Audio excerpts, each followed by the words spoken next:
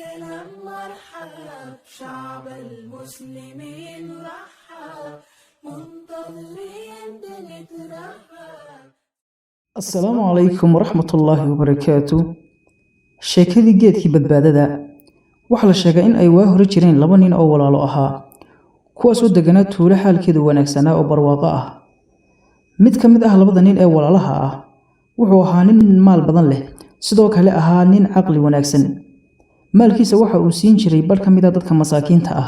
dadka arrin ay isku hayana waxa uu kula talin jiray fikirkiisa qarqaadnimo ee waana uu ku kala saari jiray. dadka wuu jeclaa, iyaguna waa ay jeclaayeen.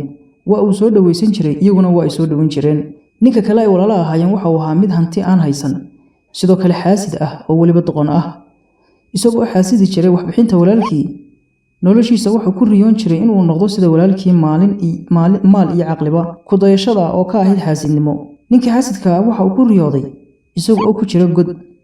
dabadeed waxa uu bilaabay inuu iska dhaqaaqo. waxa uu helay faynuus. waa uu qoslay. intaa kadib waxa quraarad ka soo dhex baxay noole dadka u eeg balse ka weyn. dabadeed ninkii xaasidka ah ayuu ku yidhi noolihii, waad heshay waxaad rabtay, shaqaalahagina wuu ka hor joogaa, weydiiso waa lagu siin, iska soco waa lagu adeeci. ninkii xaasidka ahaa isagoo u degdegaya ayuu weydiiyey qofkii weynaa inuu doonayo inuu noqdo sida walaalkii. qofkii weynaa wuxuu ku yidhi, aniga waxaa la iga dhigay mid u xaqiijiya dadka riyooyinkooda, waana kale ku siin maayo, balse waxaan kuu tilmaamayaa dhul buuro u badan, baad iyo biyo midna aan lahayn. halkaas waxaa ku yaalla oo qura geed la yidhaah geedka rajada. subaxa markay tahay tag meeshaas, geedkaasna u tag, isaga ayaa ku hagaya.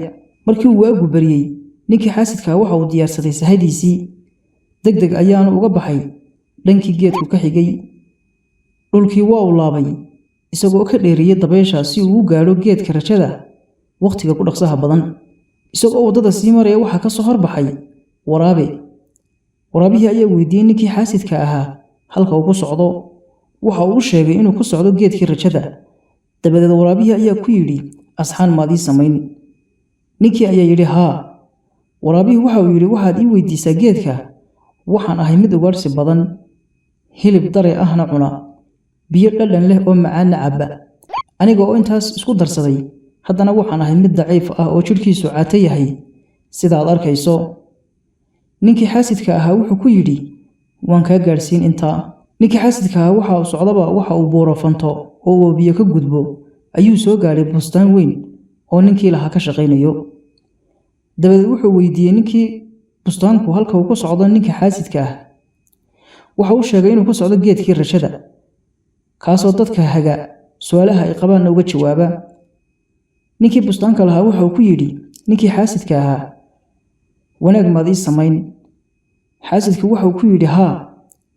ninka bustaanka lahaa ayaa yidhi, bustaankayga habeen iyo maalin waan ka shaqeeyaa, ciidda waan hagaajiyaa, dhirtana waan quseeyaa, caleenta daadantana waan ka saaraa iyo qashinkaba.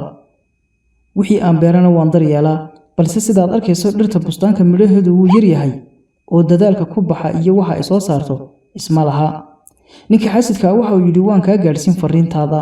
ninkii xaasidka ahaa isagoo oo waddadiisa haysta waxa uu soo maray qasri la adkeeyey oo lahaa qudbiyo fara badan, dhismayaashaas oo ahaa qaar dhaadheer oo gaadhiya daruuraha. ninkii xaasidka waxa uu la kulmay boqorkii oo ka soo laabtay ugaadhsi. dabadeed ninkii boqorka ahaa ayaa ka dalbaday shaqaalihiisa bal in laga war doono arrinka ninkan qariibka ah. shaqaali boqorku waa ay ku soo noqdeen, waxaana ay u sheegeen sheekadii ninkii xaasidka ah iyo halka uu ku socdo. boqorku wuxuu ku codsaday inay u keenaan shaqaalihinna waa uu fasaxay si uu gooni ula hadlo.